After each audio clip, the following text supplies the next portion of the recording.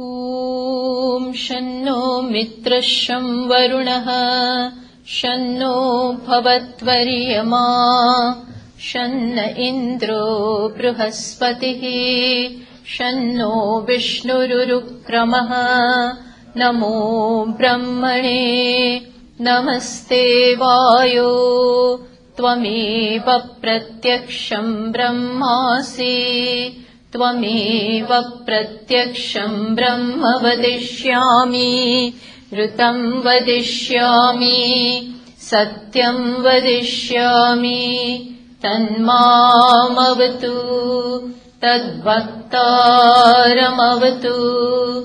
अवतु माम् अवतु वक्तारम् ॐ शान्ति शान्ति शान्तिः ॐ सहनाववतु सहनौ भुनक्तु सह वीर्यङ्करवावहै तेजस्विनावधीतमस्तु मा विद्विषावहै ॐ शान्ति शान्ति शान्तिः श्रुतिस्मृतिपुराणानाम् आलयं करुणालयम्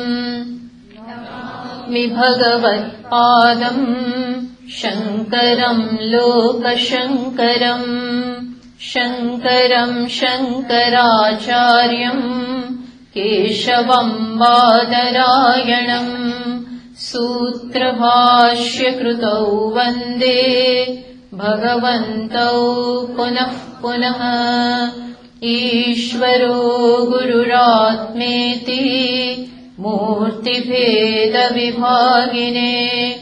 व्योमवद्व्याप्तदेहाय दक्षिणामूर्तये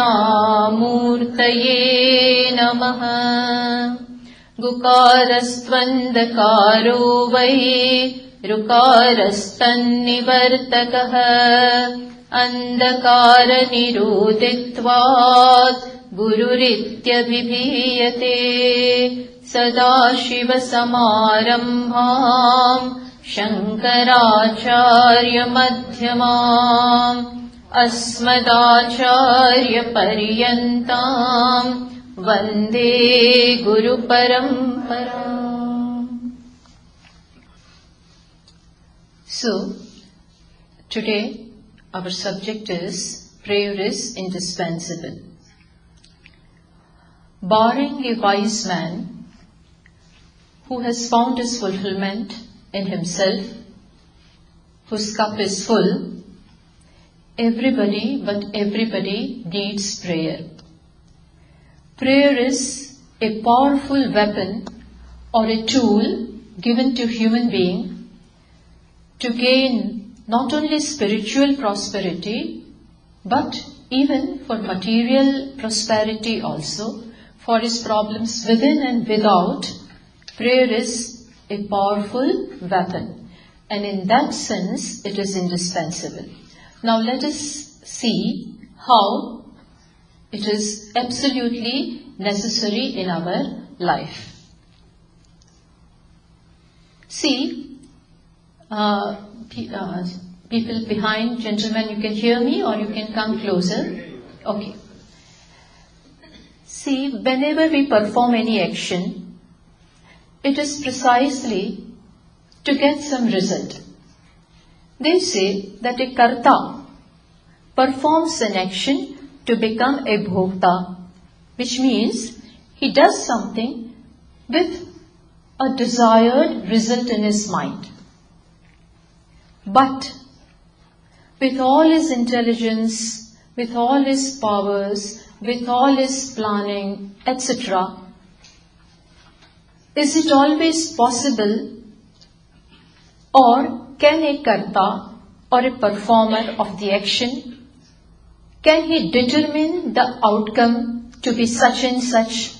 Can there be a guarantee that this is going to be the result which I expect is bound to happen?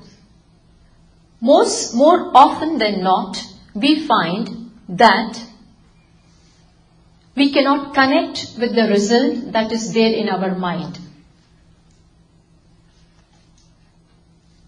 It shows that with all our planning, with all our endeavor, with all our meticulous planning, we work hard for it, we have a certain project in mind, and to fulfill that project, we do a lot of hard work, we do all the homework, we plan each and every step, and we let the necessary time also pass by. And yet, more often than not, we see that we do not get the exact result which was there in our mind. This shows that something is not in our control. For example, let me give you an example. There is a farmer. He plows the land, he sows the seeds, and does whatever is necessary for that, takes all the care, watering and putting the manure and everything he does. And he allows the time also to pass by, because the crop is not going to be ready the very next day. It takes its own time. But during this time, he does whatever is needed to be done. And now the crop is almost ready. And there is the harvest time. But to his dismay, he finds that just a few days before the harvest time and he's about to, cut the crop, suddenly, all of a sudden, there is untimely storm, rain, hailstorm, etc. And to his dismay, the whole crop is lost. All his money is gone. Now tell me, his endeavor, what was lacking in that? He did all that he could, and he was sure of the result, that this time I am to get this much crop, and I am going to reap this much profit from this. And he was all very happy, because success was very near. But, as I said, there is a distance between the cup and the lip. So, this happens every time, We plan and yet things go haywire. We are not sure of the success. This shows that we don't call all the shots. We do not control the result. Even though we try our best, and whatever is within our means we do. And yet, we cannot be sure of the result. Because there are many known variables as well as hidden variables which determine the result. Let me show you how. As I said, we try very hard, take every step into consideration. Meticulously everything is planned. And yet, we may overlook certain factors. We can make a mistake. Even though with all the planning, we may make a mistake. We overlook certain things. There are so many parameters, so many instructions, so many factors that in spite of all our efforts, we tend to make mistakes. We overlook certain things. Many times, while filling up a form, in an interview also, we go all prepared and most of our answers have been good. But there is some such question which we could not answer confidently and we lose marks. It can happen. So, the situation is that when we cannot control the known variables, known factors which we could have, but still we could not. We made a mistake somehow. Then what to talk of? The hidden factors, the unknown factors which are beyond our means to know, which are beyond our means to even fathom, that these many hidden variables are there and which can come in the way of getting the result which we want. Because Pujya Swamiji, as Pujya Swamiji says, that, or as we all know, that this is not the only life that we have. If we all believe that there is a jiva surviving after the death of this body, then there is a huge network of karma, of actions which we have performed in the past, which come into effect. As I said, this is not the only life. We all have a long, long history. From the Anadi Kala, from the beginningless time, our journey has been going on. And because of ignorance, we still continue to go on. And because of ignorance, there is this doership. And that is why all the actions that we may have performed, good and bad, are all there in our account. And these actions may infringe upon some actions I may have done in the past. Knowingly or unknowingly, they may have hurt someone. They may be good or bad. I need not blame myself for that now, but they have been performed by me in the past. They may be good or bad, but now the law is that whenever you compromise dharma, whenever you compromise the order, then you have to pay a price for that.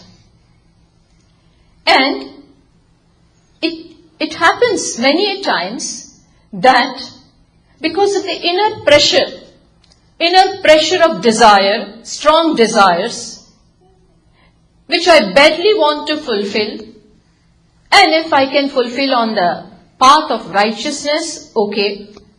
And if that is not possible, then because of the inner pressure and the strong desire which is commanding one from within, one may try to fulfill that desire by fair means or foul means. One may violate dharma or righteousness. One may transgress the do's and don'ts and try to get what they want.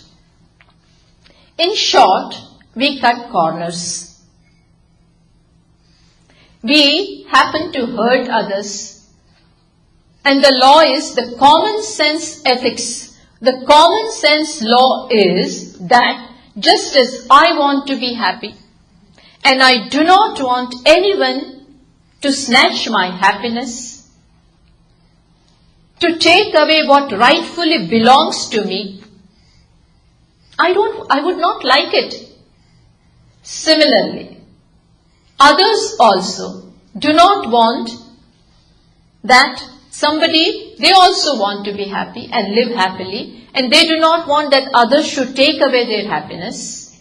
But in spite of knowing this, and nobody needs to be instructed on this, because this everybody knows that I want to live happily, so does my neighbor. For this you need not go to school. For this you don't need a teacher. Your heart tells you. Your conscience tells you. And going against this voice of your conscience, if you violate this law, then this law is you have to pay for it. There is this action-reaction order. There is this law of karma, law of action and reaction, and the effect will be in keeping with the cause. There is this law, and this law will not spare you. You may get away from the local judge, from the local court. you may get away. It is quite possible. But the law is so solid, the law of karma, the law of this action and reaction is so solid, and there is absolutely no mistake committed by that it is not going to, and you have to pay for it. The effect is going to come sooner or later, in this life or in some other lives. One cannot escape this. And who brings this result? Who has made these laws? And who dispenses the result according to these laws? Lord Krishna unambiguously makes a statement, and it is very evident, it is everywhere in the Shastras, scriptures, that Ishvara or God is the dispenser of the result of action. He says, Karmani evate adhikaraha ma phaleshu kadacha. He is very clear. You have a right in action, which means it is you who decide whether to perform an action, and when you perform, it is again left to you to decide whether to do this way or that way or not do it. But having done that, result is decided by me. Ma paleshu kadachana. It is given to you to act, and it is given to me to give the result. And how do I give the result? In keeping with this law. In keeping with this law, and this law is not apart from Ishvara. Ishvara himself is this law. He himself is this order. And let me tell you, there is absolutely no lacuna, no defect in this law. There is absolutely no mistake. The result comes in keeping with the action. But you may not be able to figure out as to the result this is the result of which action that I perform. I don't see, I have not committed any wrong thing in this life. How come my desires are not met with? How come Ishvara is unjust to me? Understand, he is not unjust. It's only that we cannot make out. Gahana karmano gatihi. Bhagavan says in Bhagavad Gita, inscrutable are the ways of actions. The gati, the way the result comes, don't think it is wrong. It is, maybe you cannot make out why this result has come. That you may not be able to decipher. That you may not be able to discern as to how come this result has come. But there is a reason. There is definitely a reason. And this result has come directly from Ishvara, considering many other factors. As I said, there are countless factors, countless and countless factors. So many lives have gone by. And in all those lives, so many actions have been performed. All those accounts have to be settled. All of it has to be settled. And don't think that Ishvara is punishing you for this, punishing you by this result. No. He has no partiality. He has absolutely no vested interest in giving this particular result to you, which you did not expect. He has no such agenda. On the contrary, it is quite possible, and that is a fact, that he gives you this result so that you learn, so that you proceed. You proceed in this ladder of evolution. It may be hard for us to accept this, but it is a fact. Because he is Suhrida. Suhrida means a well-wisher. He is a well-wisher. He is not out to punish. Apparently it may look, when the mother, forcibly puts the medicine in the mouth of a child, when he is too young to even protest, it may look to the child that mother is cruel. I hate you, mom. He may feel, he may cry, but in the long run, he realizes that it was necessary. Had that not been administered, maybe there would have been worms in my stomach now. Just an example. Just an example. So, we have to understand that the result comes from Ishvara. In keeping with my action and considering other factors, and the unknown is much more than known. Unknown is much deeper and wider than what I know. So as I said, you can never figure out as to from where has this outcome come? From where has this outcome in my life? How did Ishvara give me this result? That you cannot make out. But it is a fact that the result is decided by Ishvara. You follow? It is decided by Ishvara. And therefore, here comes the role of prayer. Here comes the need for prayer. In what sense? We pray to that Ishvara. What is the meaning of prayer? Prayer means a humble plea, a humble request, an entreaty. You seek his help. Mahatmas say that, our teachers tell us that intelligent living is seeking help when required.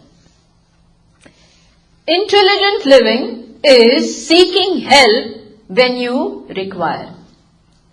And seeking help from whom? Who can be better than Ishvara? But for prayer to come out from my heart, two things are necessary. I must be aware of two things. Firstly, I must be aware of my limitations. Even though, as I said in the beginning itself, that I may be very talented. A person may be very powerful, very talented, very intelligent, very resourceful, everything. And yet, a real intelligent person would know that in spite of everything, I am still limited. I am still limited. My knowledge is limited. My power is limited. At any moment that may crumble. Any moment it may crumble. One acknowledgement, one knowledge, one understanding. Second thing, first is we should be aware, we should know that we are limited. And second thing, what is that? At the same time, there is an understanding that Ishvara is not limited. Ishvara is not limited by any way. He is just not limited. Nor is he limited, and nor does he not know anything. He is Sarvagnya, that is omniscient, and he is also Sarvashaktiman, which means omnipotent. Ishvara is omnipotent as well as omniscient, as well as merciful. See, these three we should know. that he can do anything, he knows everything, nothing is impossible for him, but why should he do? Because he is compassionate, because he is merciful, because he is kind, he is karuna sagaraha. He is full of compassion. If we know this, if we trust in this, if we have this conviction, this if we know, only then and then, when the time comes, I will pray. Otherwise I will not pray. Understand? Prayer is not easy. It is not easy that I can pray. That we can pray itself is the result of prayer. Some past things, It's not easy that we can pray. But if we know this, we pray. I'll give you an example from Mahabharata. Draupadi, we all know this case. Draupadi, the Yudhishthira has lost in the game of dice. Kauravas had called them to play a game of dice, and he has lost it, and he has lost everything. Those were the days when all kinds of things used to happen. And he has lost all his brothers and his wife too. He has lost everything. And this Duryodhana and company, as you know, were bent upon humiliating her and humiliating Pandavas. And that is why when Yudhishthira is lost, they bring her in the court and try to humiliate her. They try to strip her.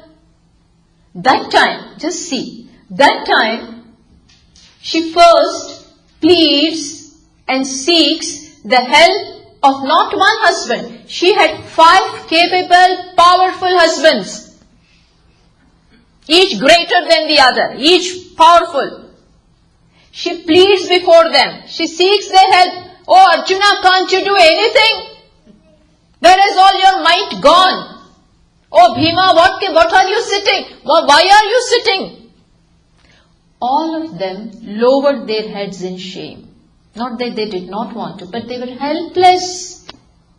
We will not go into these details, but they were helpless. She pleaded with other dignitaries, other great men, all mighty people were sitting there in the court. She's pleading, seeking everybody's help. Nobody could help her. When all the doors are closed. So far she did not pray. She tried the available means. When nothing worked. See, understand. She did not have prayed. She could have committed suicide. She could have done that. But she used her free will. She used her free will and decided to pray. And she called out to Lord Krishna. She, from the bottom of her heart, sincerely called him out. Oh Govinda, please help me. I am trapped in the midst of these Kauravas who are bent upon insulting me. You please help me. Hey Govinda, hey Gopala, Uddharamam. Puja Swamiji writes that beautiful bhajan. Deenam, ati deenam. I am helpless. Nothing is going to help me now. And she just surrenders. Either you help or I am gone. I am just gone.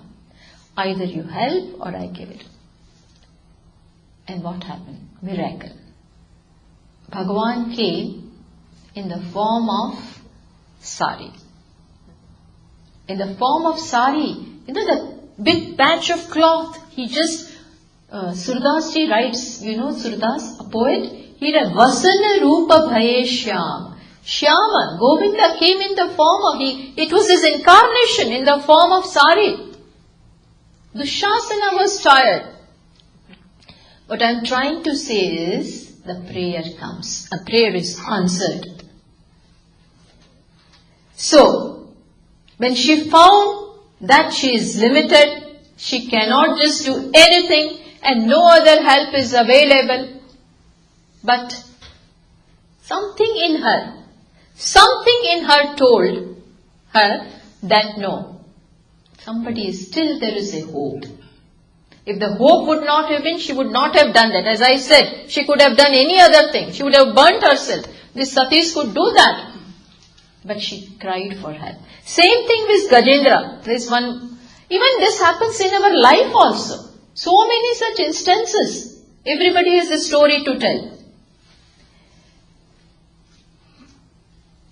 That one just, sometimes doctors say, we have done everything.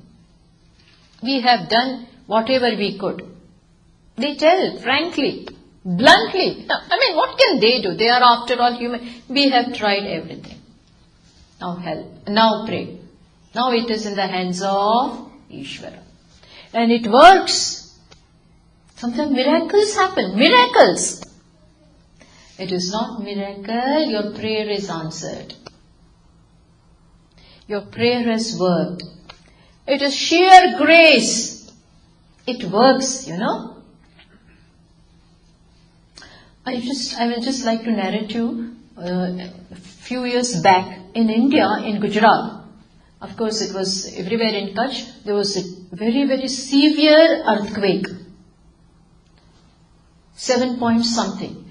Kutch was totally ravaged. Even Ahmedabad, it was totally ravaged. High-rise buildings totally, came down like a pack of cards. And people were trapped under the rubble and debris and all that. One of my friends, she was trapped in an apartment. And she said for 8 days she remained underneath. And she said that I was constantly praying. There was no food, no water, nothing. But something made her go on, constantly praying, please help, please. And at the end of the 8th day, these people they were working, all the volunteers and everybody, and special teams had come. They were searching, and they felt that there is some human being trapped inside. And that is how she was saved. They took her out. What I am trying to say, who can imagine that there will be a person inside on the 8th day and that too alive? She came out alive. Of course, immediately she was taken to hospital and everything, but she survived.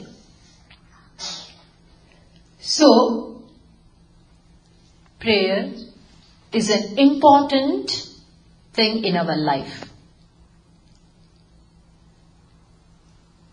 Without that, all our might is of no use. If that Daivam, our Sahasam, our Parakramam, our Dhairyam, our Shakti, our Buddhi, our knowledge, with all that, what will you do there? Your Buddhi is not going to help you. Your Shakti is not going to help you there. What is going to help you? Only and only Ishvara. Sitaji, sitting in that Ashok Vatika, surrounded by all the Rakshasas, all the demons, is constantly taking Ram's name. Shri Ram, Shri Ram, Shri Ram. And that made Hanumanji come all the way. Otherwise, what is the hope? I'm just giving you some instances. But it is not easy to pray.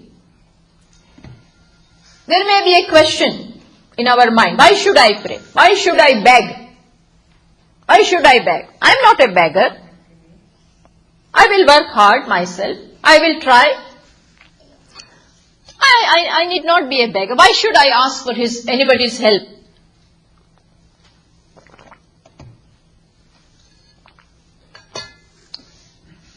So, it shows that our ego, our pride in our own capacities stops us, becomes a big obstacle in seeking help.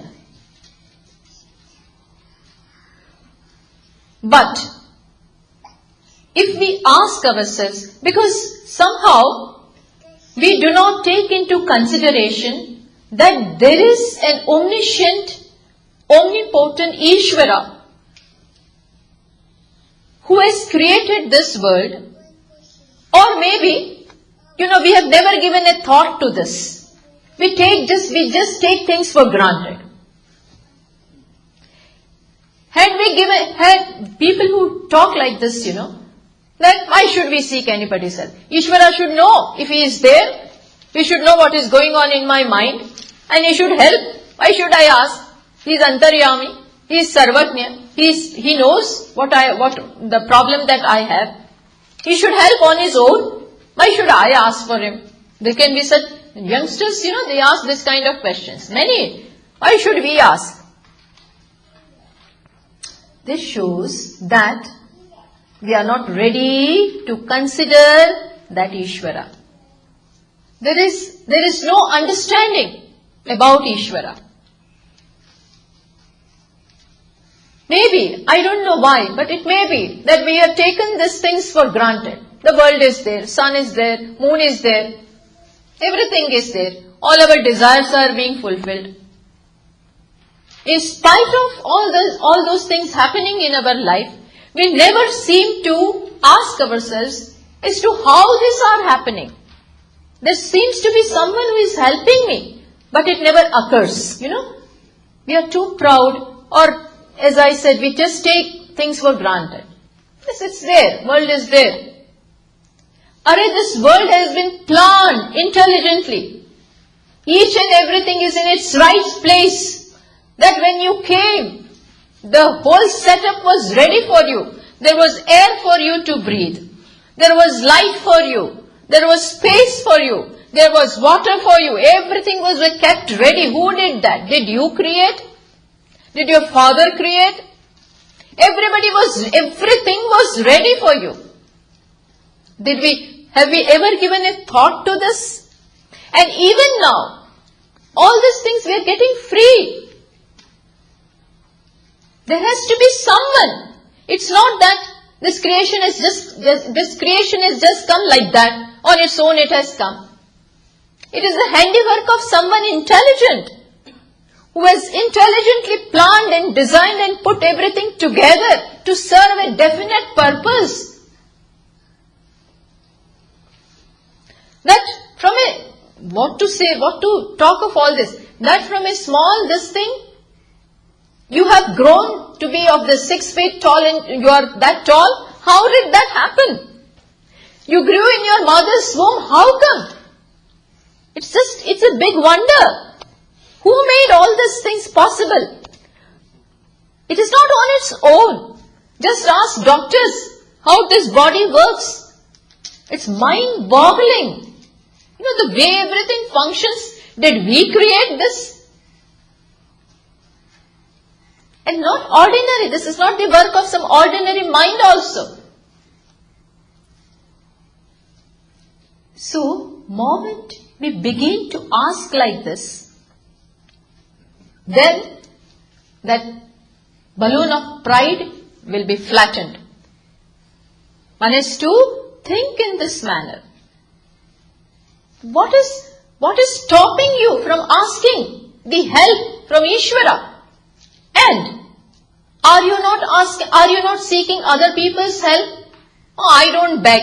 You are begging in the form of thousands of desires arising within you. And in the form of in your attempt to fulfill them, what else are you doing? But begging. Right from toys to sense gratifications. So many desires are there. Money and name and fame and power and children and house and this and that. So many things we are begging, directly or indirectly. We are.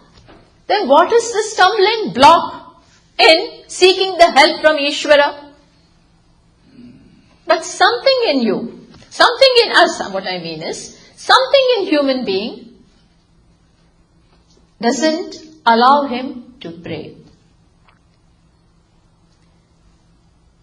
It just needs this kind of this kind of understanding, this kind of provoking, that Ikeno Upanishad, if some of you are familiar, begins with this question. Who is it? The student asks, Keneshitam patati preshitam manah. Who is it that impels my mind in its objects? Who is it who makes my speech possible? That means someone does this. Which means all this is possible because of some powerful tattva. Why? What is the harm? Why not seek his help?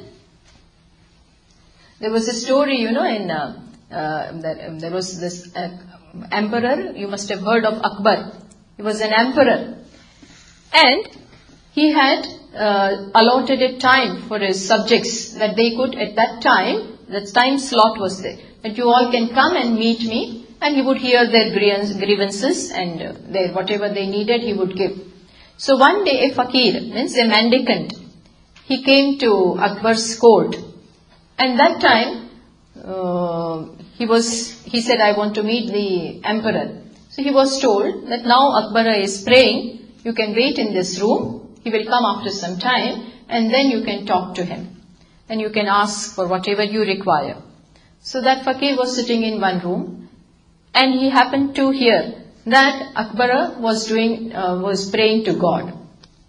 He was praying to Allah and asking for things, praying, you give me this and that and all that, and so that I can help others and help my subjects, everything. That kind of prayer Akbar was carrying out. Then when the prayer was over, he came in this room, and he saw that this fakir is leaving the room. So Akbar is asked, why are you leaving? My work is over. Now I am ready to listen to you. Fakir said, now I don't want to ask anything. Why? He said, I heard that you are praying to Ishvara for things. Why not I directly pray to him? Rather than asking you and going via, I will directly pray to Ishvara. Which means he knew that things are coming from there. There are situations in our life when we get help. People help us. But who is it that makes it possible? It is really coming from Ishvara. It is really, circumstances are conducive to us, people are favorable to us, and we say we are lucky. What is this luck?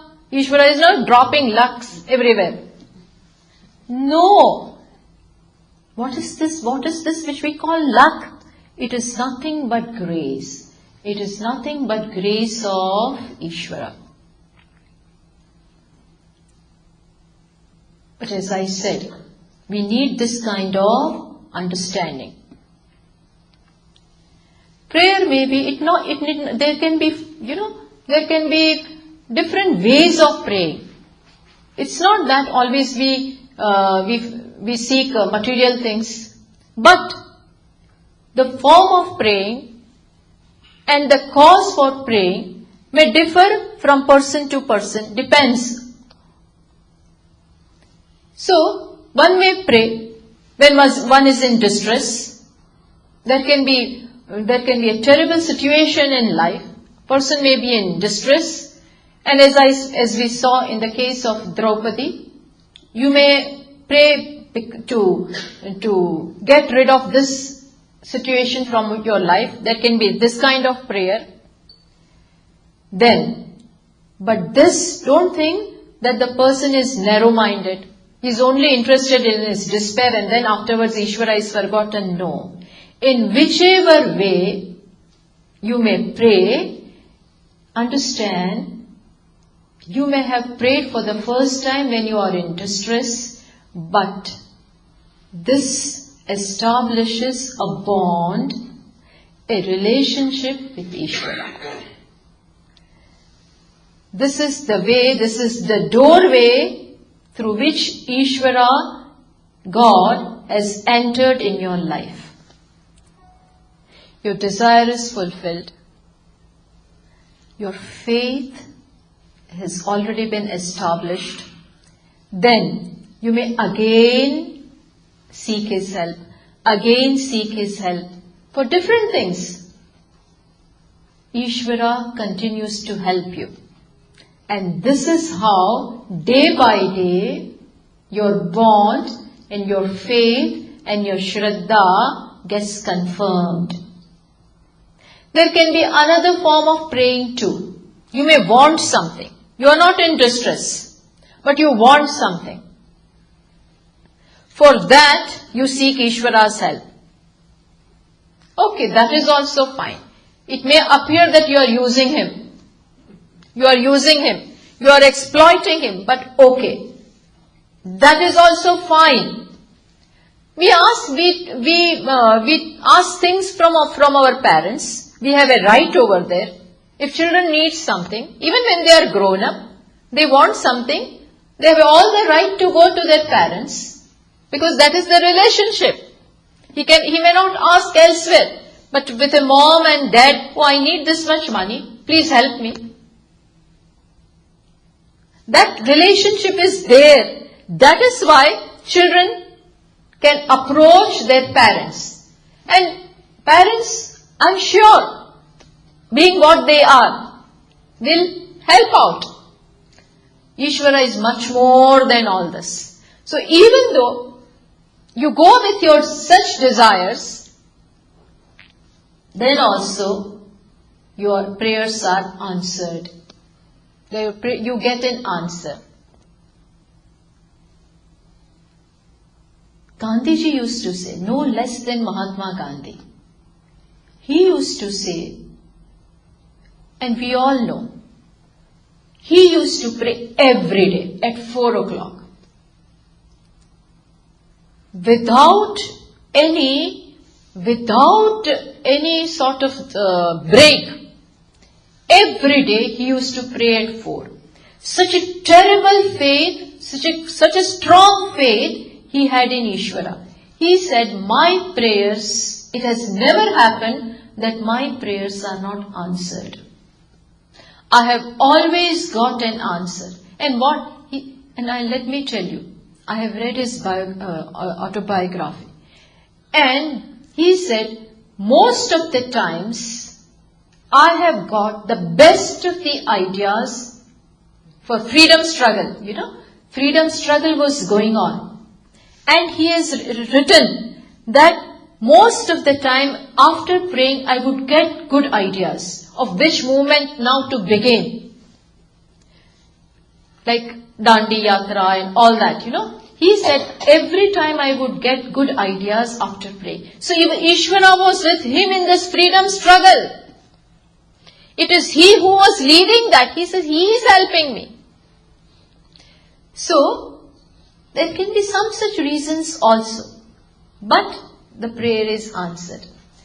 Then, there can be a prayer on the part of a seeker who has now no desires left. Who has relatively fulfilled his desires. And now, already that relationship is there, that bond is there, and now his desire is to know who this is, who has been fulfilling my desires, who has been answering who is that?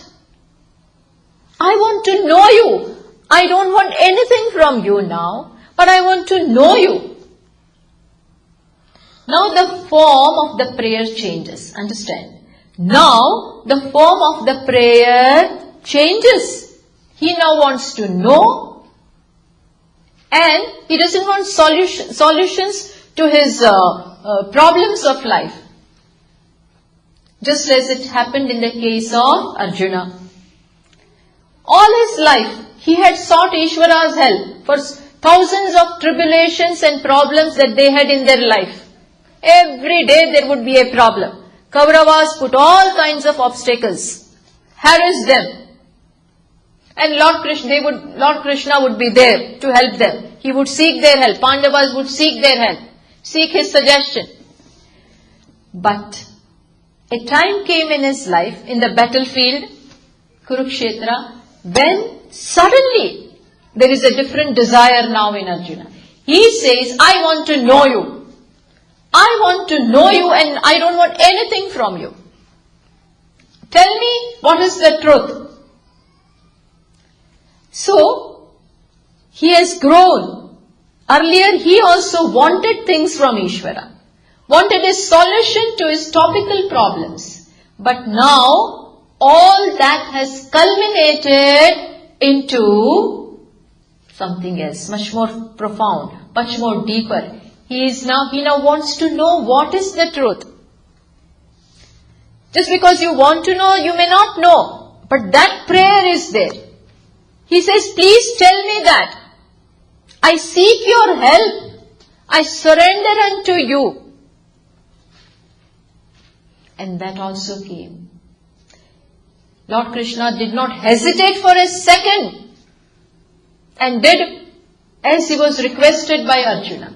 That also happens. This is also one kind of prayer. And as a culmination of all these prayers is that, you come to know the truth. So, it is the one who begins to pray. What I am trying to say is that you may begin with trifles, You may begin with small problems of your life, big or small. You begin with that. But in course of time, you no more remain the same. Your desires changes. You mature in life because, as I said, the bond is already there. Faith is already there. Relationship has already been established. So, that Almighty, who is your well-wisher, will give you the best. He will transform you from an ordinary person seeking small things in life, praying for small things, into something more.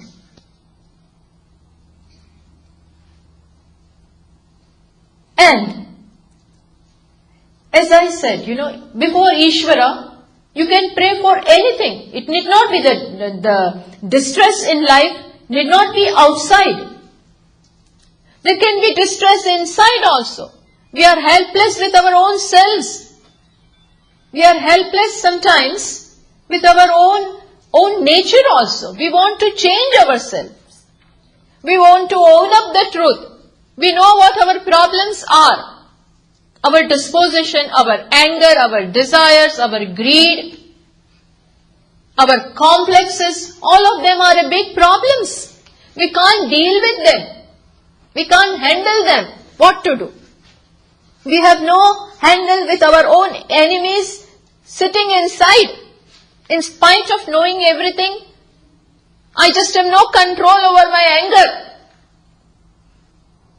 And when that takes over, all my wisdom, all my education, all my culture, everything goes in, everything goes out of the room, everything goes out of the thin air.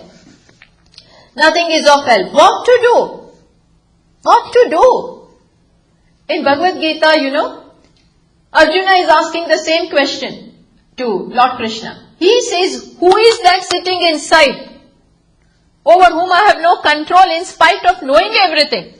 He says, who is it that pushes me from within to do this, knowing very well that this is not right? But I can't subdue that. What to do? Is it not our experience? That we know this is not right. I should not be behaving like this. I should not lose my temper in this way. But before I realize it is out and the damage is done,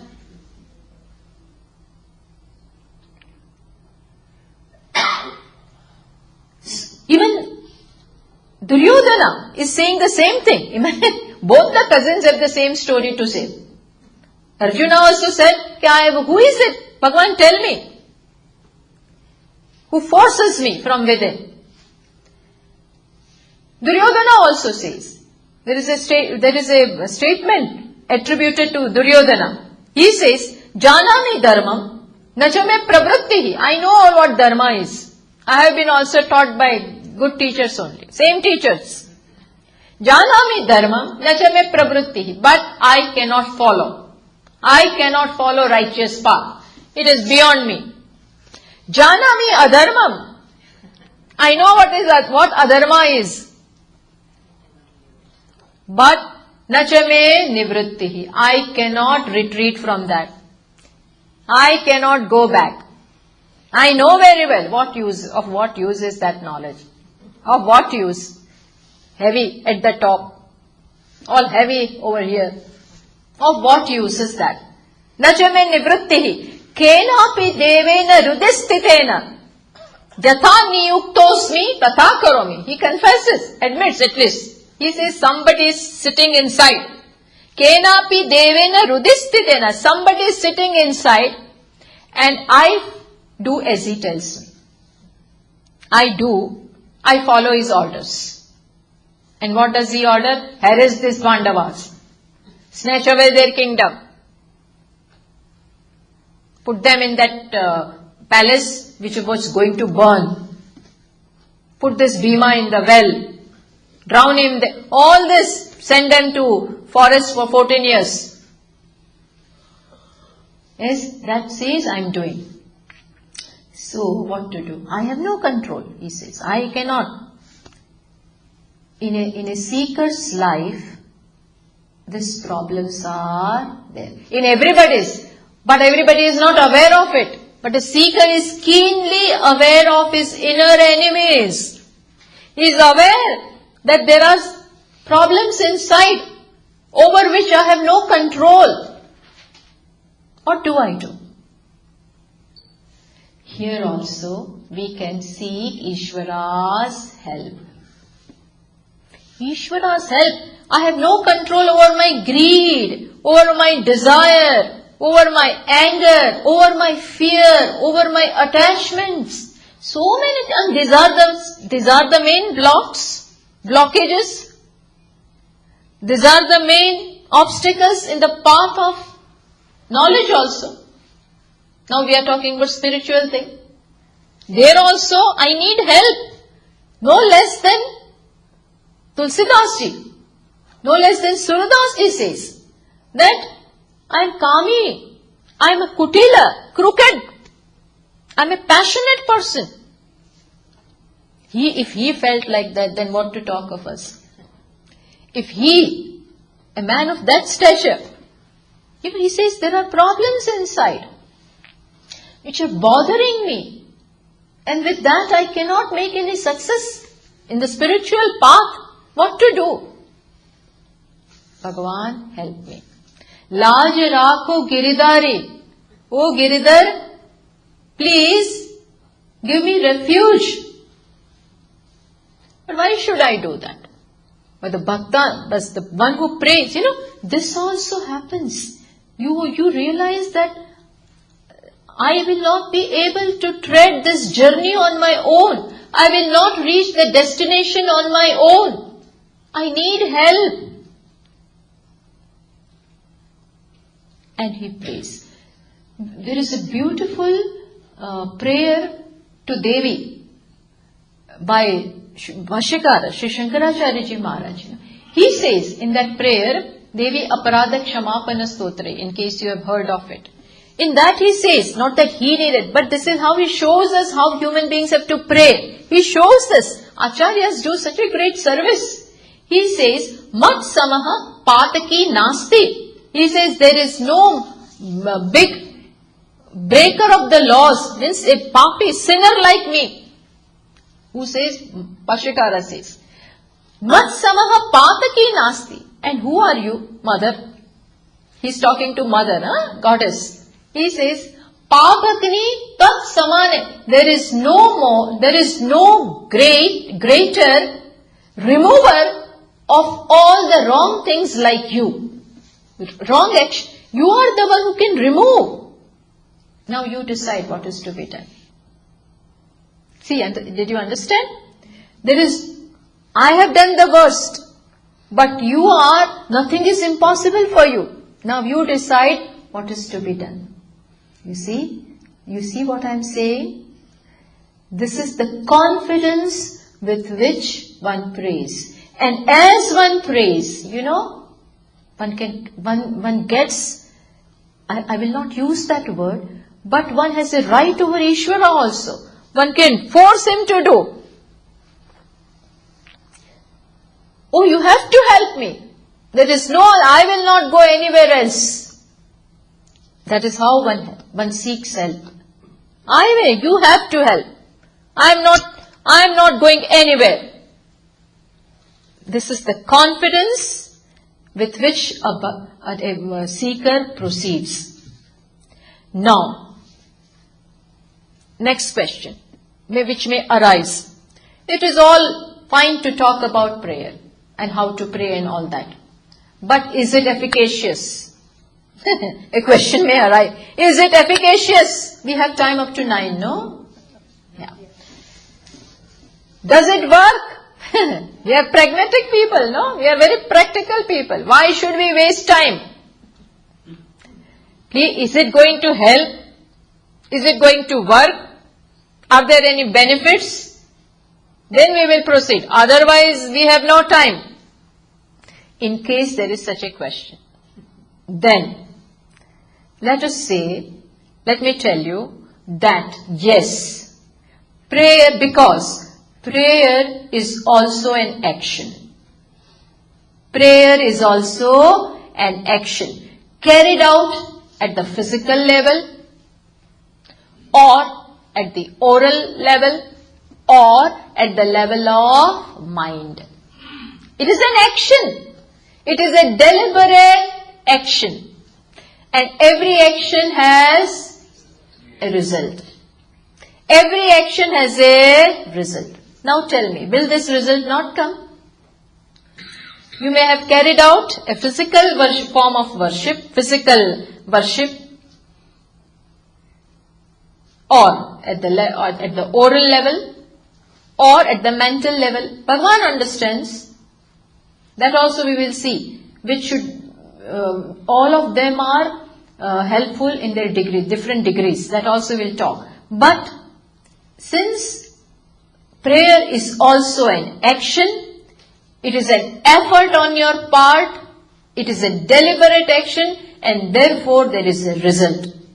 There is definitely a result. And let me tell you, our efforts, our prayers, which as I showed are actions, they can very much affect the flow of the past actions. Understand? They can affect the flow of prarabdha also. Because often people have asked that it is okay to talk about prayer, but is there not such a thing called destiny? Is there not, you follow what I am saying? Is there not such a thing called destiny? Means a strong prarabdha, means that which is going to happen is going to happen. It will happen. Who can stop? Certain things are destined to happen. What will prayer do in that? It is a fatalistic view of life. What is going to happen will happen. What will your prayer do? What will Bhagavan do? He also cannot help because already prarabdha is written. So how will prayer help me? Here we say that if everything was, prayer can even bring about a change in the flow, in the direction of your prarabdha. Yes, it can to some extent neutralize the effect of the past karmas. It can tone them down. There is that capacity in prayer. Otherwise, if something is going to happen and nothing can be done about it, then what is the purpose of prayer? Then you are wasting your time, definitely. You follow what I am saying? That even that can be neutralized. It can tone down. If there is, it depends upon the kind of prarabdha, kind of destiny. If it is too strong, if the prarabdha is too strong past karmas have already begun to show their effect, then it is said that it is strong prarabdha, strong destiny. But that can be neutralized to some extent. It can be toned down to some extent. Depends upon the intensity of your prayer. Depends upon your conviction and the power of prayer, even that can be done. I'm not saying just, this is not theory. This is what Mahatmas, Bhaktas, Acharyas and lots of people have experienced. I'll just tell you a small story to elaborate or to explain this point. There were two boys, both about 12 to 15 years of age, 15 or these two boys were going from one village to another village, and on the way there was Ganesh temple was there. So one of the boys had deep faith in Ishvara, and he said, and the other boy did not believe in God at all. He proudly, I don't believe in all this.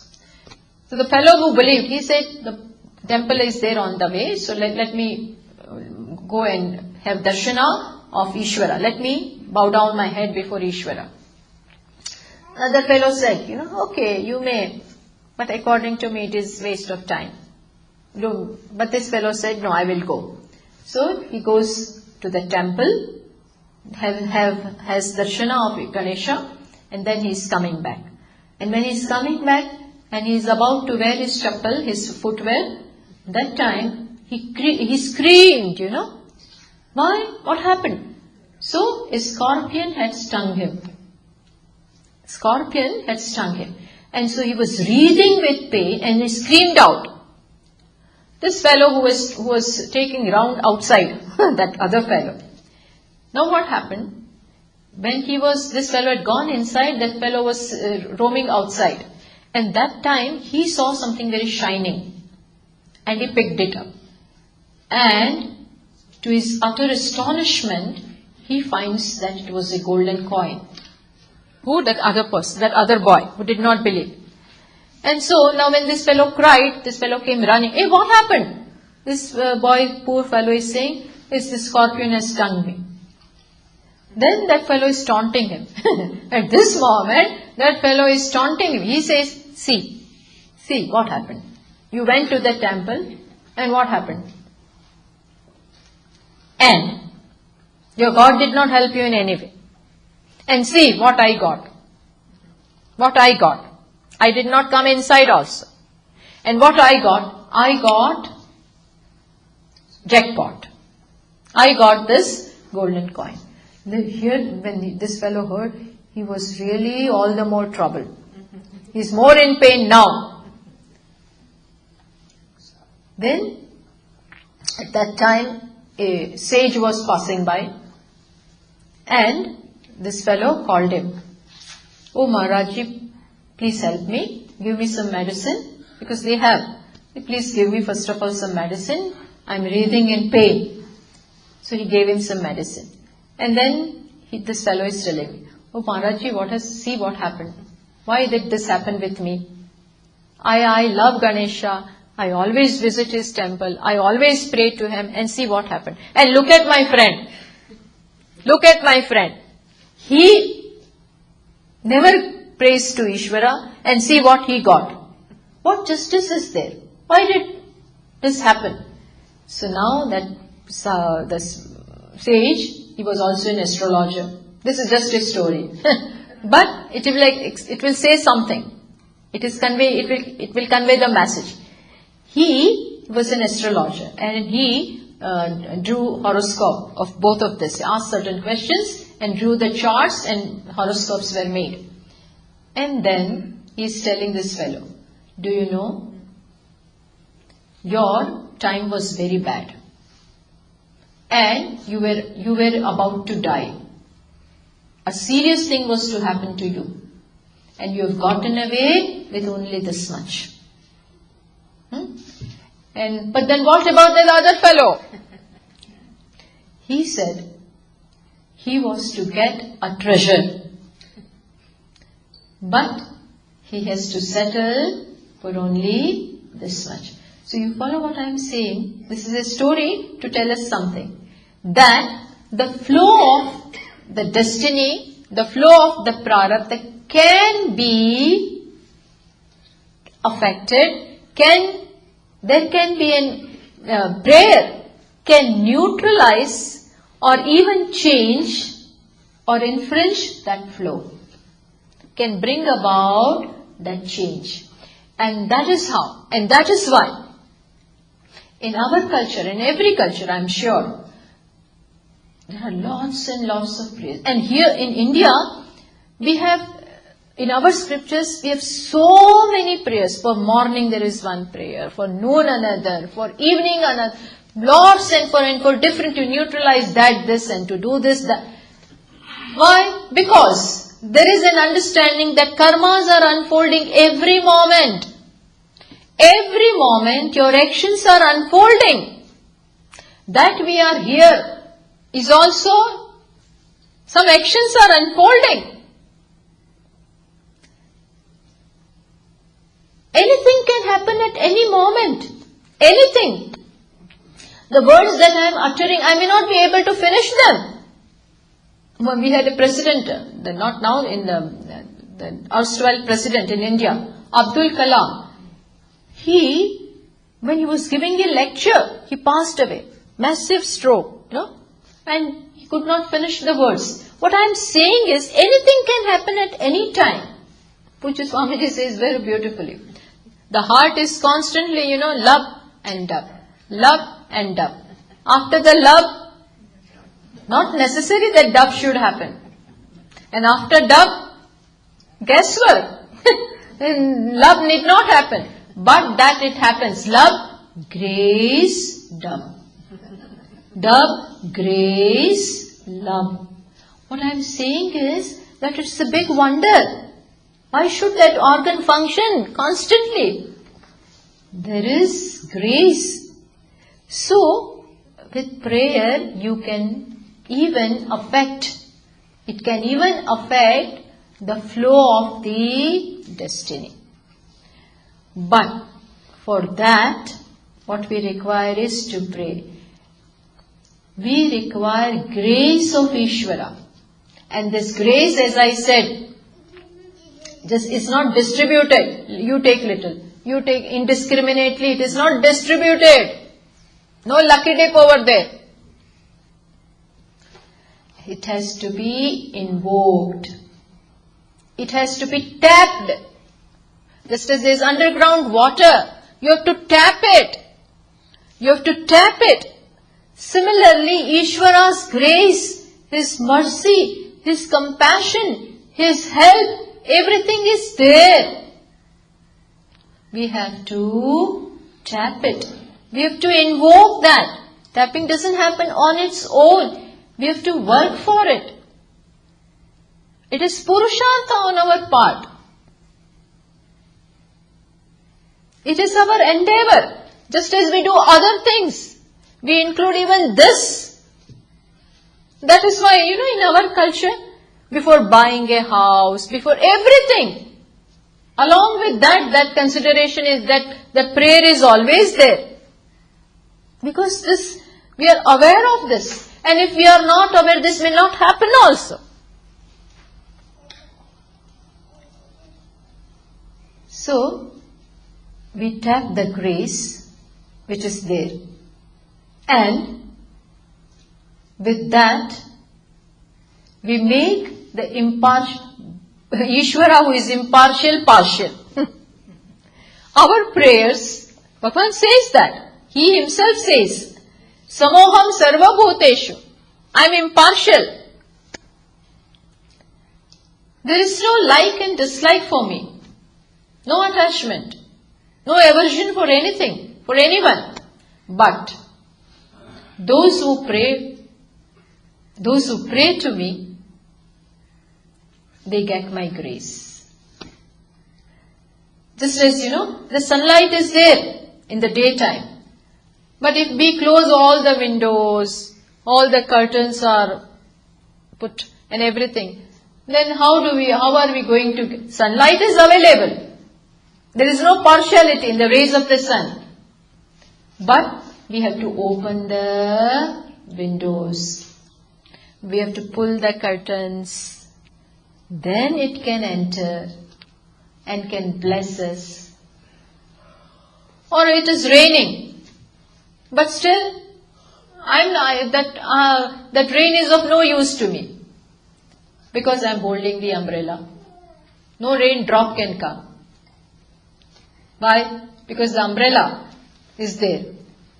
Just similarly, the umbrella of pride is there. Ishvara's grace is available. But for that, we have to do something. And once that is done, we can tap the grace. And slowly, our desires, the reasons for our prayer also grows. It also matures.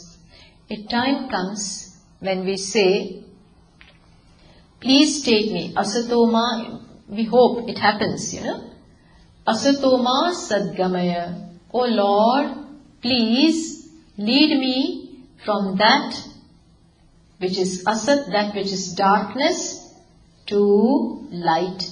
From death to life. From darkness to light. Please lead me so that I become you. So in this way, as I said in the beginning, prayer is the most powerful weapon that is given to human being. This non-human beings, beings other than humans, they do not have this tool. It is only we that we have this weapon in our hand. We can use it, and if we so decide. And if we do it, then it is the best use of our free will. We can gain spiritual as well as material wealth which we are seeking with the help of this prayer. So, once again to conclude, prayer is absolutely indispensable in our life if we want to really progress, and if we really desire, if we understand all this, then we can definitely use this. So with this I conclude.